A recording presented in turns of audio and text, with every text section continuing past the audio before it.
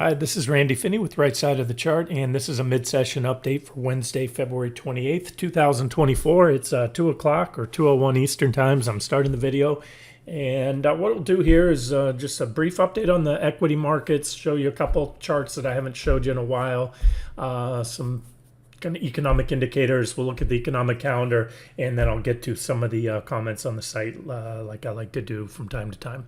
All right, so this is what I call my clean board of QQQ, basically showing the uptrend line off the October lows, which pre-NVDA we had the breakdown. Remember, we had a initial sell signal here, and what I'm doing now, and let me clarify, I'm speaking to a longer term potential trend / swing trade that still is awaiting the an all-in, if you will. So it's a scale-in position, still waiting an all-in sell signal, and that's still the criteria. I've kind of laid out even some additional criteria lately, but for the last couple of weeks, it's been a break of the lows, early February lows. It was Tuesday. I think it was the first Tuesday or second in February that we had on SPY, QQQ, Meta, and Amazon. And of course, I'm going to get to in a second. I gave you some nearby levels to watch on the some of the market leading stocks, but let's just look at where we're at. So QQQ of all the indexes, by far the most important to me, in simply because even though it's the least diversified, it gives you the insight to the market leaders that have almost single-handedly carried this market to where it is. So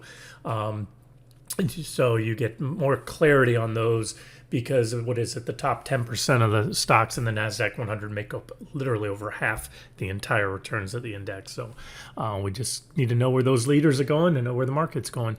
And so you had the pre-NVDA breakdown there. That followed that breakdown of the minor trend line. We have been back testing for the last couple of days, trend line rolling over. Not impulsively, but we're clearly below the trend line right now on QQQ. I'm going to even pull it down every now and then. These lines keep drifting. I want to come in and capture, the bottom of as many of these candles, either the skinny part or the fat part, the body or the tails, aka shadows. But you can see either way we're below it, but we want to see, and that's good, if you're, still short. My trading plan, like I told you, I talk all the time about, and I do my best to differentiate between active trading and then typical swing and trend trading. Active trades personally make up vast majority of my trades every year, but it's virtually, if not outright, impossible to detail all those in real time because I make decisions like that by the time screenshotting a chart and getting it out, writing annotations and composing the post and all that. It's just impossible. But every now and then I will share those. I shared one on Friday. It's gone on, or Thursday. It's gone on a little longer than I thought it would. That was that 5-minute chart of QQQ. But let's focus on this trade. So we had sell signal 1, 2, and still waiting that final and all in. So this is just kind of a sideways trade. We're back to where the initial sell signal was, but that's one index. All the better to see SPY fail it. So what happened with SPY, and again, you've had a lot of noise around NVIDIA earnings, a lot of volatility, may prove to be whipsaws. So you had the whipsaw breakdown to the downside. That was a sell signal, but again, taken with a grain of salt because NVIDIA earnings, NVIDIA did this. And now SPY is back on the trend line. So it's still valid, in my opinion. Again, if it weren't for NVIDIA, you probably wouldn't have had all this noise around it. But again, and I added a line here about 502.80-ish. You can see there. I think that's significant support. You had a reaction high there, gapped above it. And so resistance, once broken, becomes support. And it's also the bottom of that gap, then what we call the NVIDIA gap right here. There's the gap. So, if we get down through there, that should do the trick. I'll color it up. I've been using color, trade by colors or it's kind of paint by numbers, but trade by colors lately. And so that's it there on SPY. Let me give you let's not forget, I did a clean board now for you on IWM as well. I've been showing you those clean boards on QQQ and SPY lately. And by clean board, I'm just referring to I don't have all the different support and resistance levels and lines and all that. So the small caps in a nutshell, you had that trading range leading into the stock market top back there, and that when IWM peaked back in 20. Well, there was the absolute peak, but we're in this trading range right here, and you had a failed breakout there. It was a divergent high. Again, that's on my actual board. I have all the annotations, like the divergences, everything else that indicated that that breakout would fail most likely. And then that was the kind of the all-in moment right there when you broke below that it was about almost a year-long trading range, and then boom, back test, back test, back test.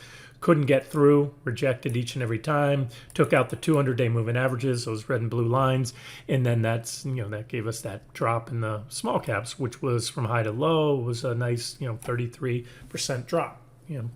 Investors in small cap stocks, if they didn't heed the warnings, you could have either profited on the short side, or you could have averted losing 1/3 of the value of your small cap fund investment. Alrighty, so again, we'll watch these moving averages. We're above them now. I will say that. There's the 200-day simple and exponential. But when you're in a trading range, it's quite common to just slice through there. So I don't put moving averages.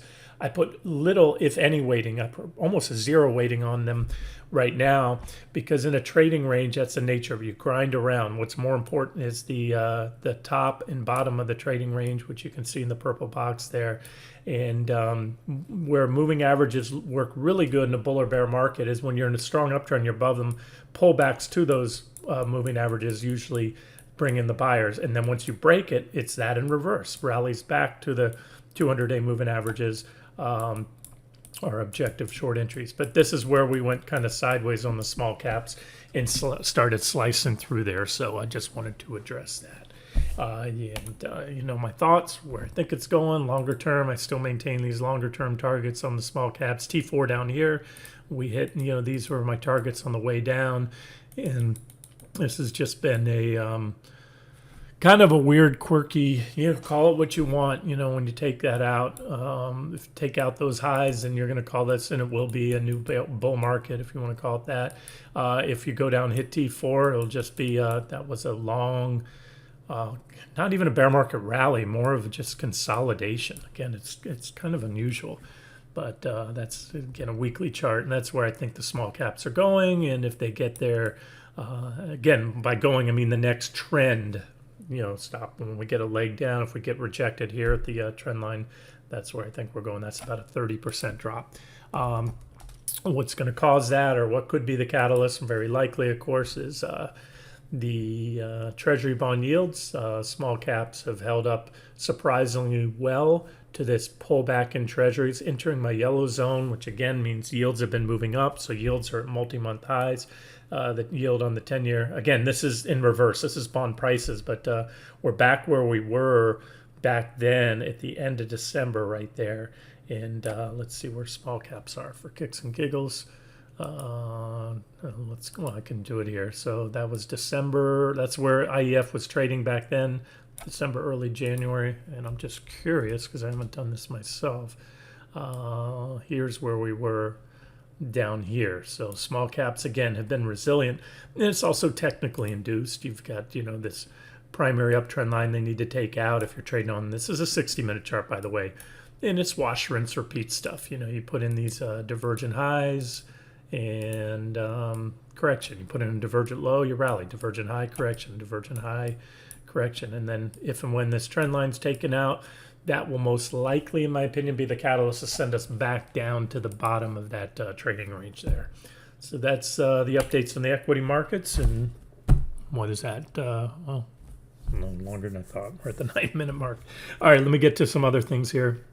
All right, where IEF stands. Like I said, it's still in that yellow zone. So as long as that, and that, remember, this is a part of my trading plan. I've been probably detailing to such a degree, kind of how my, and I'm speaking again, this has nothing to do with the 5-minute chart of QQQ that we shorted on Thursday and that I updated today. That was an active trader trade. This is speaking to the trend swing longer term trade. And as long as we remain in that yellow zone, I'm viewing rallies into resistance as objective short entries. I'm also still holding a core initial starter position in swing shorts on QQQ and semis and other things like that, small caps especially. And they're pushing the upper limits, but they haven't gotten close to anything. Like I said, we're back to where the initial sell signal was on QQQ. So, if you're looking at a double-digit drop like I am, you can easily take a drawdown of whatever your number is, 5, 10%. It depends on where you think things are going.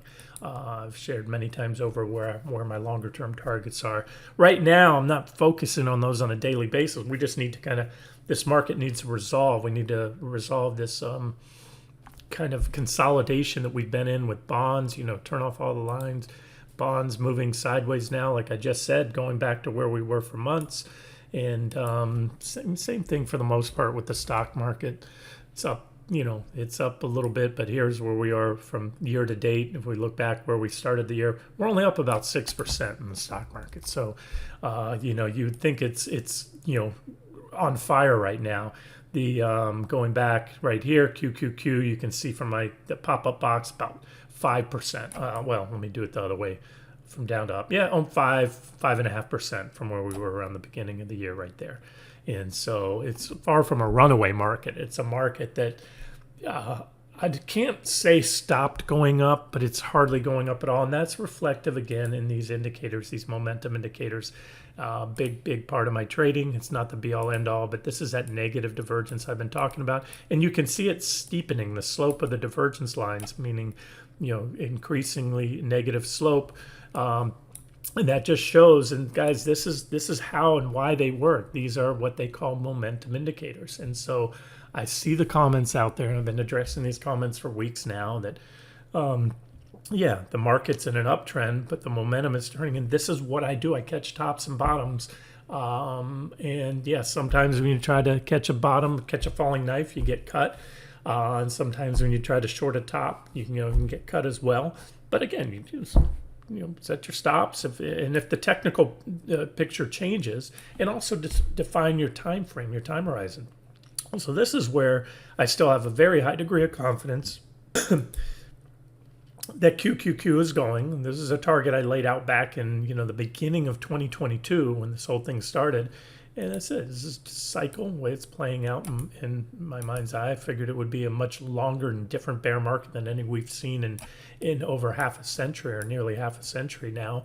And that's where I've stated my views probably differ from most others. So again, you want to call that a bull market in the NASDAQ? Sure, if you want to use a technical definition. But when I look at, again, collectively, the majority of stocks have not taken out their previous bull market high. So the stock market, if you would just want to use a very accurate and simplistic term, the entire universe of stocks still are, and again, only time will tell, but in a bear market rally, if they all, the majority of stocks go to new highs, then it's, call what you want. Maybe there'll be a new bear market from there, but that's what I'm calling it. So QQQ, again, is more like, it is an ETF. It's more like a sector ETF than it is a broad market ETF because of the concentration. It's mostly tech stocks, well over 50%, no financials. It's got a lot of tech and biotech, high-flying companies, so it's the best trading vehicle, one of the best trading vehicles because of the juice. You're either going to get the direction of the market right or wrong.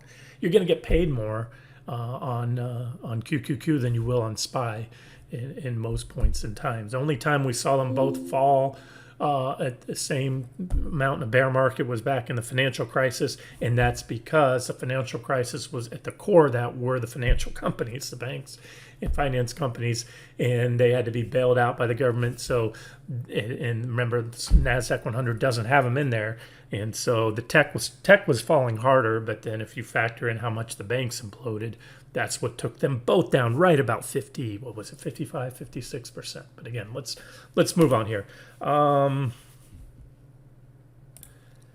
Let me show you a few charts here, and then I'll get to the some of the comments or questions I had recently.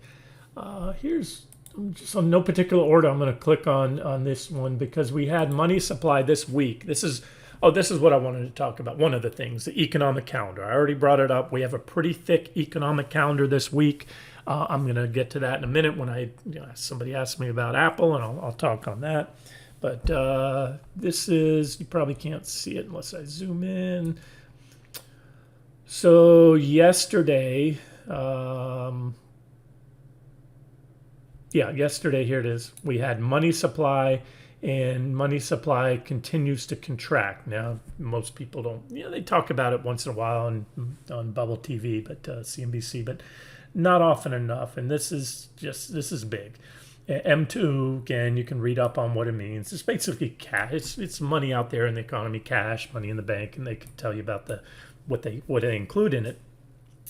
And month over month, it shrank by 45.4 billion. And you can see, most importantly, it's, I always say 1 day or 1 month, and a monthly indicator doesn't make a trend. But when you look at, where is it? I've got it here somewhere. Bear with me. Here it is. I'm going to zoom in. Let's get this chart zoomed in.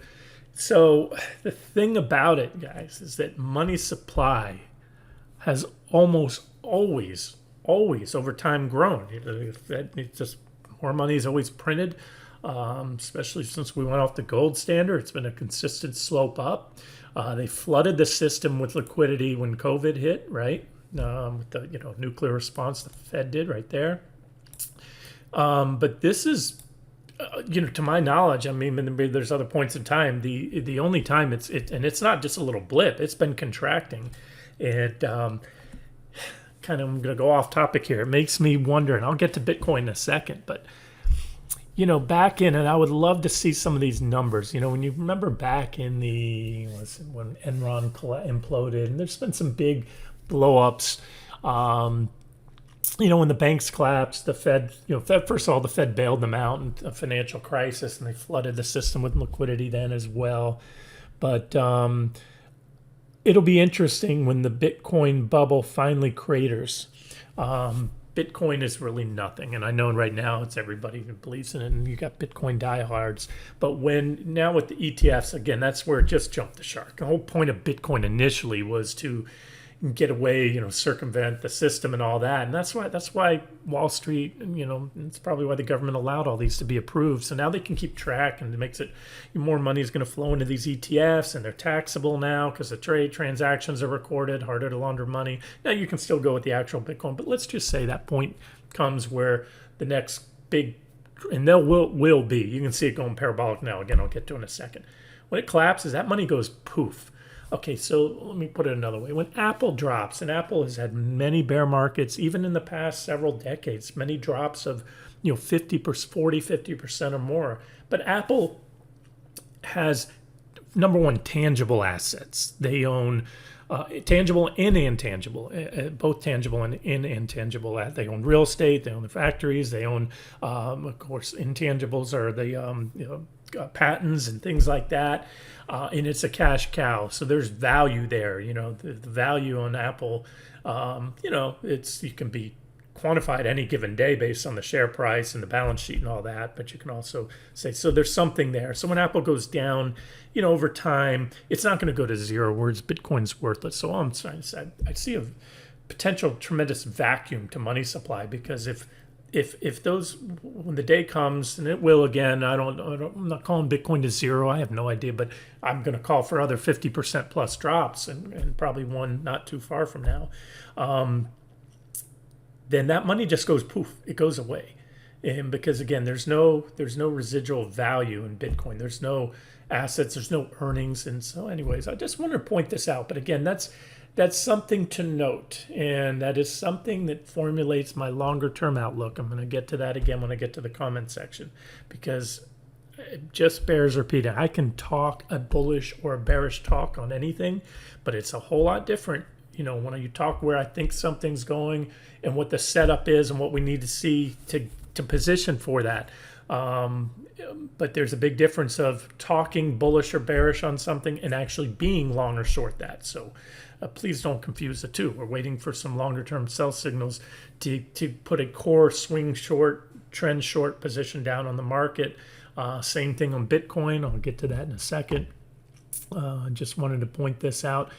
Something else I've been watching, well, of course, the leading indicators. This is the conference board. You can go to conferenceboard.org and you can see the leading indicators. LEI still declined in January, but at the slowest pace. But look at the, just look at the divergence between year-over-year change in GDP and then the leading LEI, leading economic indicators. The blue line is down here, and you can just see it, guys. This is not rocket science. It's easy to see. It just takes a long time for these things to play out. But the thing is, once they start playing out, and I implore you, go back to the market. See, these recessions are almost always declared in hindsight, at the very minimum, long after they started, due to the that all these, a lot of the economic indicators, including but not limited to GDP, are subject to revision in hindsight.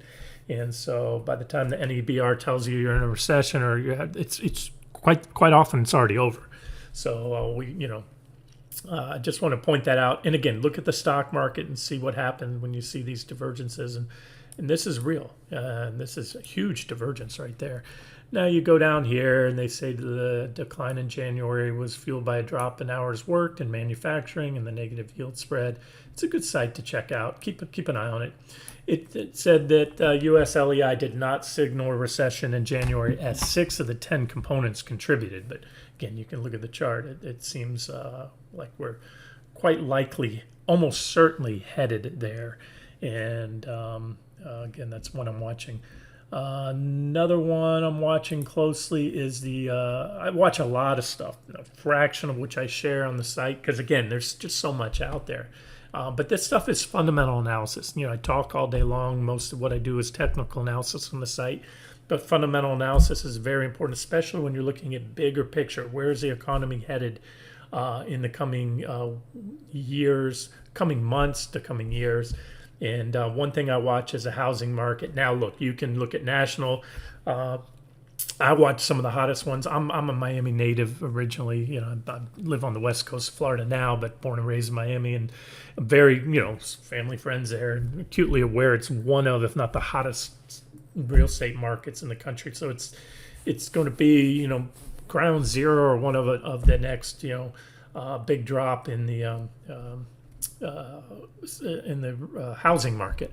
So if you want to get a good eye on things, and where I'm at, I'm in Southwest Florida. We were declared by the Wall Street Journal at 1 or 2 points during the financial crisis as ground zero of the housing crisis.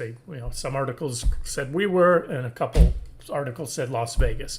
So either way, so I'm acutely aware of that. At the time, I was working for a brokerage firm owned by a regional bank, in tightly with all the bank officers. I was an officer of the bank myself. I worked closely with the commercial lenders, the president of the bank down here, or regional, the Florida branches. And I can tell you, I saw this coming, and I had 2 branch managers that ran the bank branches that literally quit their nice, comfortably paying jobs just because they were making so much money flipping real estate. And then that went bust. And so I was knee deep in that. Now, personally, I didn't touch it with a 10-foot pole. I saw the bubble coming. But where I'm going with this is what I saw first in talking to these people. Prices, and this is almost at all points in time, prices go up, real estate prices. And it's not like the job market, which you get down, and once you hit record unemployment, it usually turns very fast. The real estate market prices tend to level out first. And I remember that back then in the financial crisis. They didn't turn immediately. They just stopped going up. And people were talking about how it's a little slow down. It's normal. It's going to pick back up. And then what you start to see, what you want to watch, are days on market and price drops. Okay. And there's other metrics here. This is from, by the way, redfin.com. You can pull these up, go in and get these, any market you want. Type in your city, state. You can look at national trends, and so you can see sale prices are holding up, and that's what we saw back then in the last the housing bubble in 2000 really started.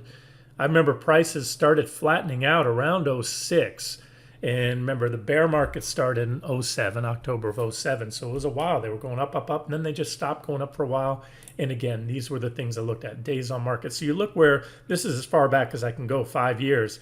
Look at this, we're really ticking up. We had that peak there when rates started to surge, and we're picking back up. And remember, this is a trend. What I look for are trends. There was a downtrend prices going, let me change my color here. You know, you get lower lows and lower highs as a downtrend, and an uptrend is, so far you have a lower peak, and now if we take out that previous high, you have now an uptrend, and you will start to see this snowball. So I encourage you, check out, and again, you don't want to look at, you know, if you live in any US, any town, you know, North Dakota, that's not going to move the, you know, national housing market. You want to look at the big cities, the hot cities, Houston, and especially a lot of these, you know, Florida cities, because we were, you know, really where when COVID hit, everybody moved to Texas and Florida. They left, you know, New York, New Jersey, even California, and came to those states. So keep an eye on those markets, Houston and things like that. Homes with price drops. This is a big one too, and I'm seeing it. You know, I have the Zillow app on my phone. I'm always following houses in the area. I have no intention to sell. I just keep pulse on the markets, and boy, the number of price drops that I'm seeing, and it's been going on for a while now. And that again is a sign. So prices don't always go down. They don't go down right away. What happens is days on market starts going up, price drops, and look at the trend again. We're about to break out in 5 year. We're about to break out to a new multi-year high in seeing price drops at levels not seen since back here, all the way in the left of the chart over 5 years ago. So you're seeing fewer and fewer homes selling above the listing price. So it's all there, guys. It's coming. My convictions honestly couldn't be any stronger what we're looking at, and you know, you trying to, you know, just got to wait for the right moment to get aggressively short. But I think there's going to be just huge profit potential, and I have little doubt we're going to see a hard landing coming up, and probably in this year, in 2024. But again, let's, you know, I'm talking where I see things going longer term. I'm doing that a little more in this video, but it bears repeating the levels. I've been laying out my trading plan with, you know, precise details recently, telling you what needs to go in order to get short, because the trend is up in the market, and the economy, unfortunately, are not always in sync, and quite often they're going in opposite directions. So. Okay, moving forward, just to highlight, so here's where are we at now. We have, of course, GDP today. Oh, and let's just take a look at some of these indicators while I'm on here and see what's happened lately. GDP quarter, again, this is going to get revised downward after the fact, but so far they missed consensus, not a big deal. 0.1% came in at the low end of the consensus range. Again, not a big deal, but it's that. And market didn't freak because, again, it wants softer economic data, so they want the rate cuts at all costs. They, you know, it seems this market wants, praying for unemployment to spike and the economy to come. But be careful what you wish for, because I promise you that's fundamentals do ultimately matter in the longer term. Durable goods, that was yesterday. Look at that. Consensus was down 4.5%. Actual was a 6.1% drop. That's a big report right there. Again, we got a lot coming up. Market's going to be watching jobless claims. So far, that's been, again, pretty even keel. But this can, you know, and I've been reading a lot about how distorted these numbers are based on both the way the government uses the data. They do these extrapolations that are just completely almost hogwash, seasonal adjustments, and then it also shows in there that what I'm reading, so you look at hours worked, more and more people are taking a second or third job. Companies are afraid they've been hoarding employees ever since COVID because there was that shortage of workers, and so they're not laying off, but they've been cutting hours down, and that's not showing here. So you got more and more people now, if you dig into the numbers, working part-time, not full-time, and in some cases working 2 and even 3 jobs, which, by the way, then count as new job growth and all that. But it's not. If you have one person really working 3 part-time jobs trying to make ends meet. And so again, there's a lot of flaw there. And when it comes out, the longer that kind of continues on, the more it's going to really catch the market off guard when these numbers start to become clear. So we end the week with ISM right there. That's a big one. ISM Manufacturing Index consensus is for a contraction again. Everything across the board. Again, these showed you the leading economic indicators. Everything I'm watching, and again, employment it is a coincident indicator, meaning it's going to move up and down. By the time you start seeing employment shooting up, it's usually too late, especially once you recognize that it's truly turned the bottom and going the other way. You wait to get out of your longs at that point when Kramer declare or whoever on CNBC says, "Oh yeah, we're in a the job market's clearly turned." It's too late. Stock market's going to be down 30%. You're going to miss your short entry. You're going to have given back a lot on your longs, and then even then they'll keep you second guessing it, and they'll dismiss it as a brief aberration. And we expect things to turn around next quarter, so forth and so on. Okay, let me go to this. There are a couple of questions. This is just the most recent post I made today, and I think it's important, to address these questions. Some of them might, anyway, some others might find value in it. So I put this out there, and please let me know if I'm not clear enough on here. I talk about, and I do my best to, differentiate between, types of trades. Because as I told you, there's active trades, and I always say it's not for most people on this site. And I'm sorry if I can't be all things to all people. It's what I do a lot of, and if I see the opportunity, and I know there's plenty here that tell me they take those, and they find those useful. But if you don't have the time, the skill sets, the inclination to active trade, meaning game, if it's QQQ, you're looking at 1, 2, sometimes even 0.75% moves, 3% move in and out, usually lasting just a couple days or so. If that's not your cup of tea, ignore it. And then the other part on there that I mentioned, or in this post, is I covered Apple. And I made it very clear, this is in the comments below, so I'm going to get to that. Mike asked this, maybe it's time, what money could have been made, what's an actionable trade here?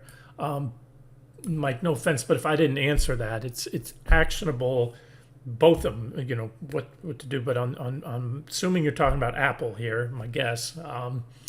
And I made it very clear that, and I address that. So I encourage you guys to come in and read this. But, okay, so Apple was and is at, and let me go to the live chart, it's at support.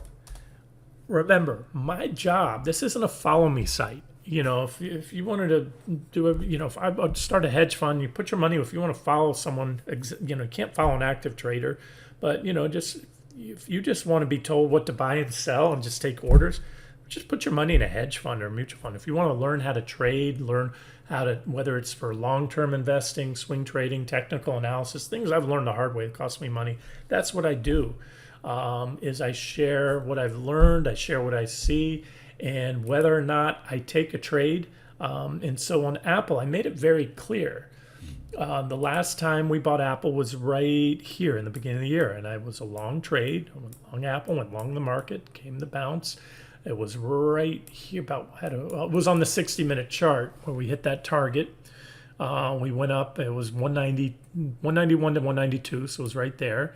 We went just a hair higher, went back down to that level, went down again. We've been knocking on it. So as I pointed out recently, you have a downtrend line here, and you have horizontal price support, and you even have positive divergence. So that is an objective long, and by the way, you're at the key 200-day moving average. The red line is the 200 exponential. You're still in close proximity to the 200 simple. I keep them both up on here because sometimes the buyers will buy the 200 exponential. Sometimes they buy the 200 simple. When you're above it, you're in a bullish trend. You want to buy pullbacks to it, ideally. Or, and this is this is my part. I told you, I'm personally not taking this trade. I drew arrows And I answered this again. This is what I answered to Mike. I drew the arrows and the arrows are price targets. If the market rallies, and I know some of you are bullish, I've been getting a lot of that lately, and I get it. So I'm providing this idea to you. And what I always say, when a stock falls to support, this is a good support level, there's one of two trades to be made at that point.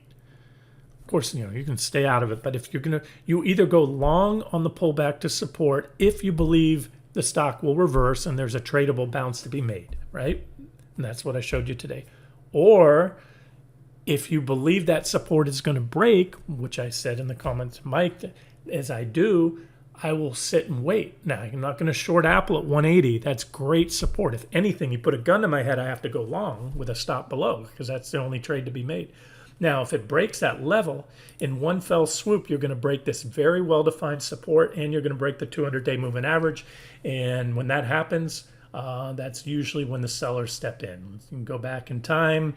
You can see Apple just behaves well, bounces off the 200. Once you take it out, that's bearish. That was the whole big drop. You rallied up. You had a brief overshoot of it there, but then you lost it again. And every time they tried to get it, got rejected off either, again, the blue or the red line, and finally recovered it right here in the beginning of January. We were long and strong right at that point going into there. It took them out, and it never looked back, and it hasn't broken them since. So, however, you can go back as long as you want, and I encourage that. And go to a weekly chart. If you want to do it on a weekly, put up a 40. Make it a 40-period moving average because there's 5 days in a week.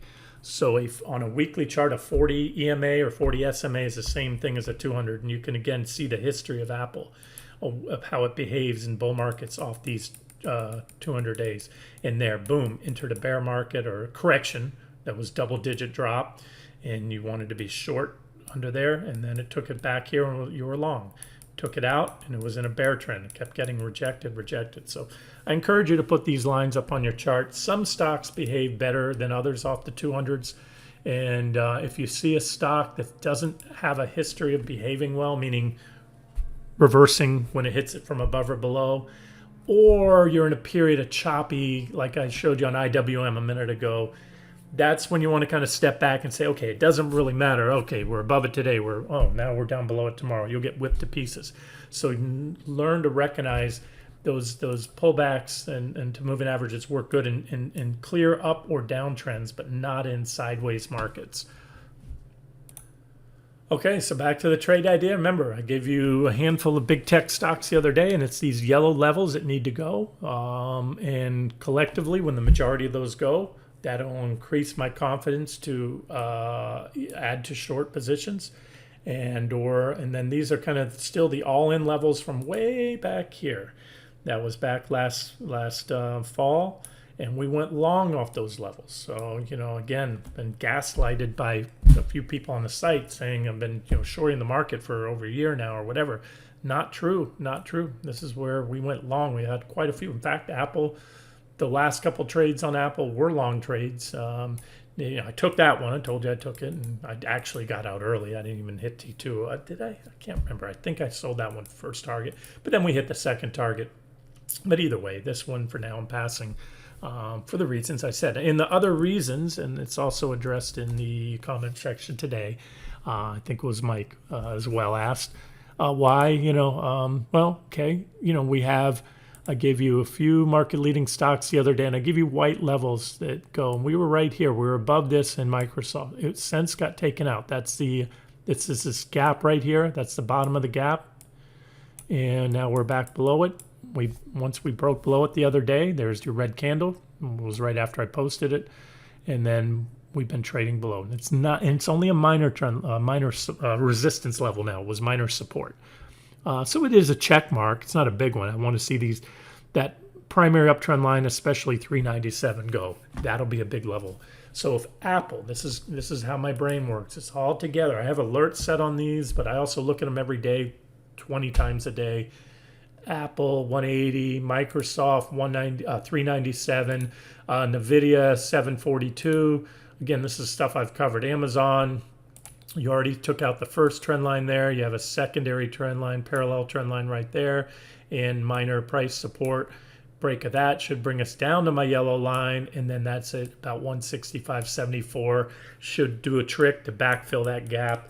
And guys, this is how it works. Again, I look 5 steps ahead. It's almost like playing chess. If this happens, which is what I'm leaning towards, and that's why I didn't take Apple. Again, shared it for those of you that have a differing view than mine, and that's fine. But if this happens on all these, not just Amazon, but Microsoft, Apple, and they go to my next targets, what it's going to do is on the longer term, you go out to the weekly chart, and now one thing I've been waiting for, and I'm waiting patiently and expecting, is a bearish PPO crossover. The last one we had was right there. I highlighted at the time. We had the biggest drop that we had in pretty much all last year after that bearish PPO crossover. But guess what? That was, well, again, you had the bigger divergence, but this divergence continued. That's the big divergence line. Now you have this clear negative divergence too from that peak. So a bearish crossover here, what it's going to do, it's going to confirm the negative divergence that's currently building right now on the weekly time frame. And so that would, in my opinion, increase the odds. We get a big, nice divergent high on the weekly. It's going to increase the odds of a much bigger drop. So, I'm not talking every day about these longer term targets because we've got some work to do. And that's to take out the yellow lines and then the purple lines. That's kind of my all-in moment where I will be, again, depending at the time, but I will most likely be aggressively short. Or, guys, guess what? Just like last time, remember last fall, where I was highlighting these, they are on Microsoft, Apple, right here, the purple lines, NVDA, or it may be just like then. I was leaning towards them breaking down, but instead of being short when they hit, because they were support, I went long, posted longs there, posted covering all shorts and going long off those lines because the chart started firming up. We had divergences, positive, aka bullish divergence right here. You see on Microsoft. You can see it on Apple right there, positive divergence. So although I was anticipating the likelihood that we would lose those levels and resume the bear market, we never took them out. And so not only was I not short, I was long off those lows right there. And again, that's important because I keep, people keep rewriting these, some of the, and I know it's not everybody, but it's a handful of folks. Here's another example. So anyways, Mike, hopefully that made clear. Hey, there it is. Take it. Don't take it. I don't take every trade idea I post on the site. Because if I did, and I'm, let's say I'm biased on something one way or another, or my outlook is bearish or bullish, and you don't, you have a different view, especially on the stock market as a whole, or then you're not going to find a lot of useful value on this site. And the only guarantee I ever give anyone is I'm going to be wrong, and I'll be wrong a lot. So that's why if you see things I don't see or have a different outlook, take the same trades I'm posting, even if it's a long trade and you want to go short, or a short trade you want to go long. But again, look at the levels. That's where my skill sets come in, I believe, is identifying key support and resistance levels and other technicals that are likely to produce reactions and maybe even catch trend changes, which we do a lot of here. Okay, this one, had to address this because of this, trade 039, just continual, a lot of criticism I never once see, and I address this here. I never see this member ever posting any successful trades on natural gas, IEP.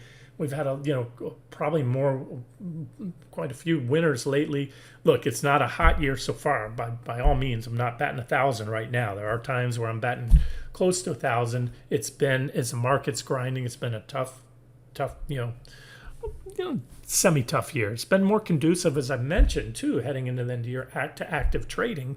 As I just showed you, the markets are inching up every week or so. New high in the S&P, but it's 0.1% over the previous high. I just showed you we're up whatever year to date. I showed you it's nothing, especially if you're taking a bigger view.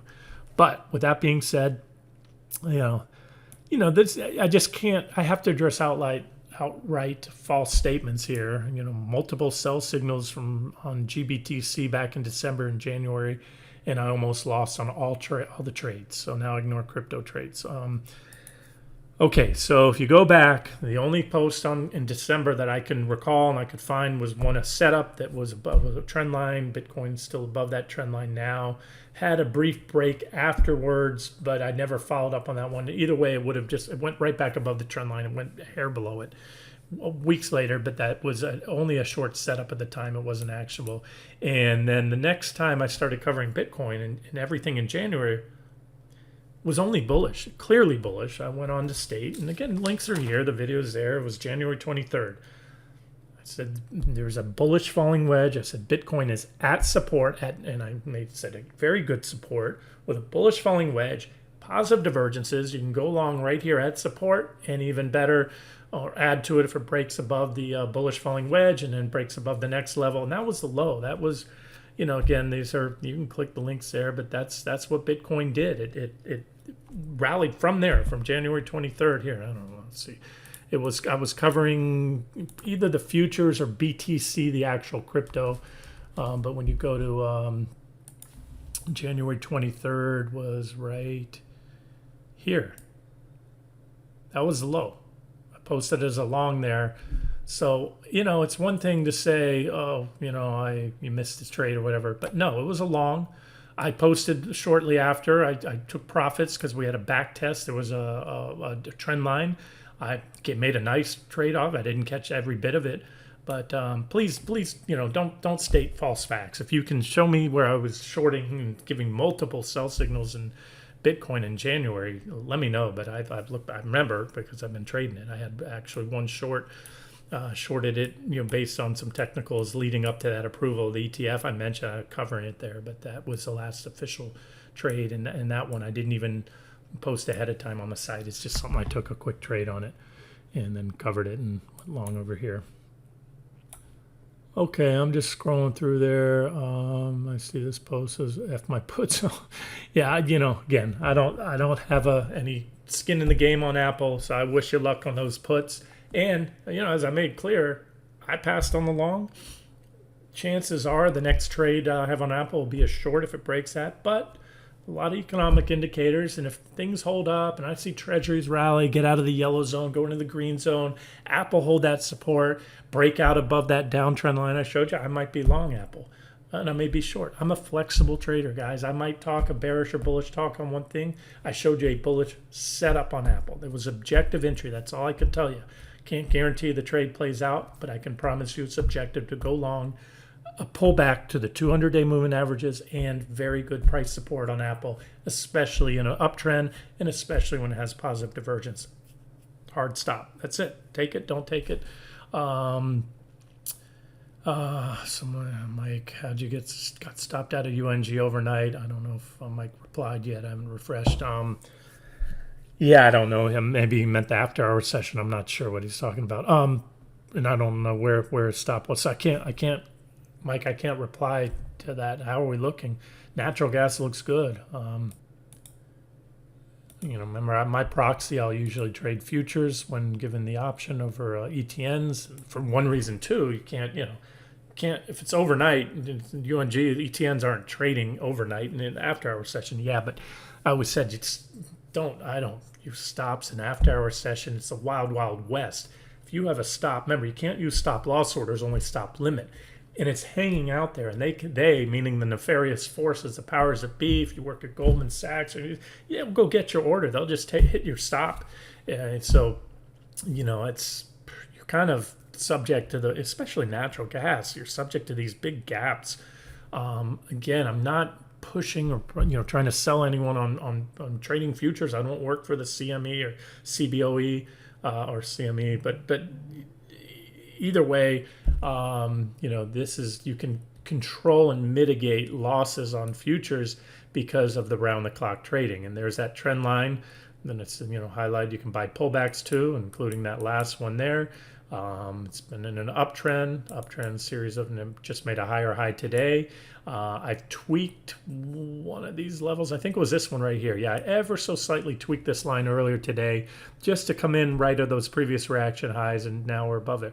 Now look, we've got some negative divergence that could, end the run here. However, right now, I think it still looks good. It took out this high. divergences can and quite often get burned through. They're not a sell signal. But if it reverses again at this point in time, you have intersecting really good support there. That's 175 level and uptrend line. I know I'm talking on nat gas futures only because you can see all the trades. And when you go to UNG, you're just looking at an ETN that's buying natural gas futures, but it's only trading during regular trading hours. So it's just a it's a similar but different chart. Let me turn on all my lines. But even on this one, I don't see where anyone would have stopped out. This has been just a nice, clean trade. But again, you would have. There's another example I talked about. The breakout was clear natural gas futures, and I put the setup before we even broke out. But then, boom, they gapped above T1. So maybe you were in the early grade and you had it, but then it pulled back, and that's it. It's been working its way up. Just put in a new high right now, and so we'll watch that. Maybe the divergence plays out. Point is, you should at worst right now, stops should be set at your average entry price to assure a break even, if not assure a gain. Just don't let this one get away from you. But I still like it. I still think it has a good chance of burning through the divergences and hitting that second and then third target. And then I might add more, because again, when I look at the long-term chart, all these lines, this is a shortcoming of this trading platform. I'll just have to go to a new chart. This is just the ETN, but there it is. You can see big divergence. We're at multi-year lows. Remember, this is going to go down over time because it's an ETN. They have expenses or rolling futures. When you look at, I don't have it queued up. Here, I'll do it for you. Here's one of my nat gas weekly charts. So you have weekly candles. It's an end of day chart, so that's what stock charts does. It's not going to show you today's price gains yet. It's up right now. Today we're up 5.25%. Actually 5.31, still going. But this is natural gas. So unlike Bitcoin, which I alluded to earlier, has no value. Its value is zero. There's nothing backing it. It's just, in my opinion and others, it's silly. But then there's those that swear by it and they think it's a alternative to the current fiat monetary system. And I promise you, guys, just like China did, if it comes to the point where money is just flowing in out of the U.S. dollars, out of banks, money supply has been contracting, you see that trend continue, and money keep flowing into cryptocurrencies, the government's going to ban it and do something that's just going to knock the snot out. They're not going to allow the dollar to, they'll do whatever they can, and we've seen this government take steps that many of us thought we could have never imagined before. Extreme steps. So all I'm trying to say is, where I'm going with this is, natural gas doesn't declare bankruptcy. There's never any accounting fraud within the company. The CEO doesn't jump out of a helicopter one day. Corn, wheat, soybeans, things like that, they have value. There's a floor. It's not a hard floor, but when you're, do you want to be shorting natural gas down around $1.50? Just like, do you want to be buying it when it's up at $10? No, you want to be buying down here. This is pretty much, there's not a hard floor, but you can see going back as far as I'm going here to 2009, this is about as low as natural gas gets. So where I'm going with this is, this trade has a lot more potential to run. I may add additional targets.